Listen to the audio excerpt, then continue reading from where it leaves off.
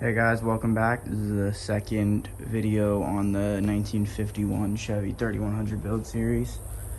So in the last video I mentioned I had to get bolts for the sending unit. I got those all in, and I also know I said that I'd be working on this panel today and cutting that and splitting that forward to get the door gap even, but I do need someone to help me with that so they can hold it perfectly straight while I weld it into place.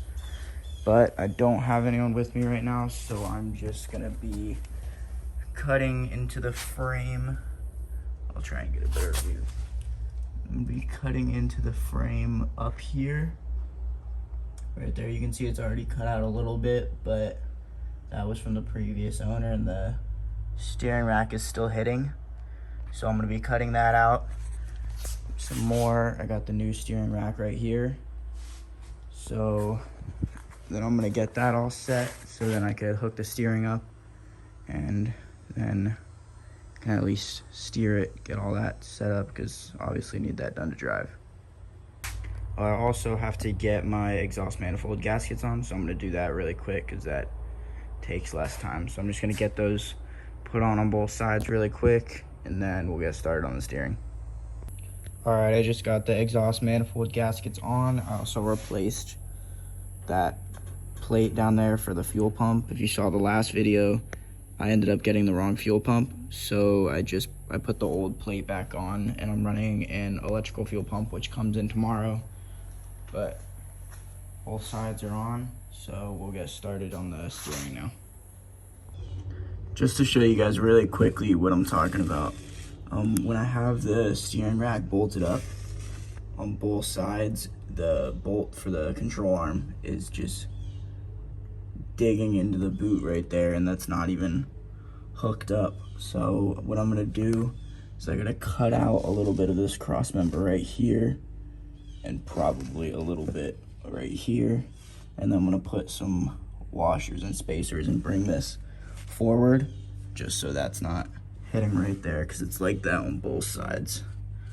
So the lines are also hitting like right there, or I guess it's not, but it's really close. So I just gotta cut a little bit out all right here, and then I'll put some spacers in and we'll get that all fixed up. All right, I ended up doing everything off camera today, but I got everything necessary cut out for the steering rack, so it looks like it's gonna fit, but I have to buy longer bolts and some spacers to make it fit there, so that way it pushes it off the control arms.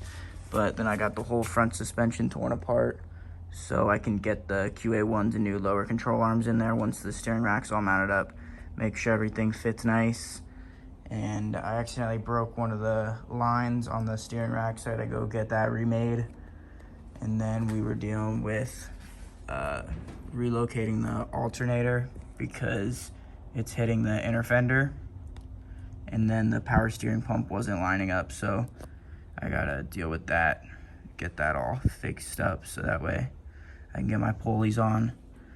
But tomorrow I have the fuel lines and fuel pump and everything coming in, and then I can get all that ran, hopefully get it started up soon. And tonight I have to order the 700 R4 and small block dipsticks, because I don't have that, so I gotta get the dipsticks all ordered.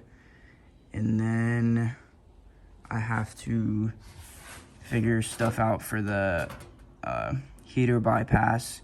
We can't seem to get that out. We'll get it out, but then I gotta run the heater bypass. And then I'm getting the gauges ordered from Classic Instruments, so I can get the new gauges all in there. And yeah, today was a shorter video, but I got a bunch of necessary work done, so everything's all torn apart and ready for next time. So that's it. Please like and subscribe. Go watch the first video if you haven't already, and thanks for watching.